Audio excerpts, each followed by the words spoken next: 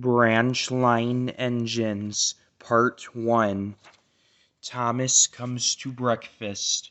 Thomas the Tank Engine has worked his branch line for many years.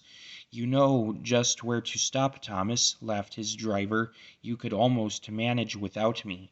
Thomas had become conceited. Thomas had been. Thomas had become conceited. He didn't realize his driver was joking. "Driver says I don't need him now," he told the others. "Don't be so daft," snorted Percy.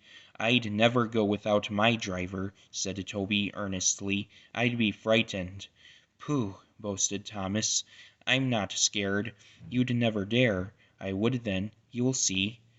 It was dark next morning when the firelighter came. Thomas drowsed comfortably as the warmth spread through his boiler. He woke again in daylight. Percy and Toby were still asleep. Thomas suddenly remembered. "Silly stick-in-the-muds," he chuckled. "I'll show them. Driver hasn't come yet, so here goes." He cautiously tried first one piston, then the other. They're moving," he whispered. "I'll just go out and then I'll stop and wheesh. That'll make them jump." Very, very quietly he headed for the door. Thomas thought he was being clever, but really he was only moving because a careless cleaner had meddled with his controls. He soon found his mistake. He tried to wheesh, but he couldn't. He tried to stop, but he couldn't. He just kept rolling along. "The buffers will stop me," he thought hopefully.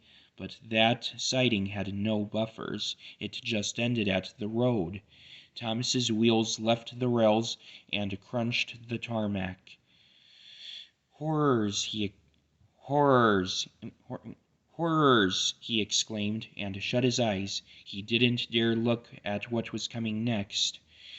The station master's family were having breakfast. They were eating ham and eggs. There was a crash. The house rocked. Broken glass tinkled. Plaster peppered their plates. Thomas had collected a bush on his travels. He peered anxiously into the room through its leaves. He couldn't speak. The station master grimly strode out and shut off steam. His wife picked up her plate.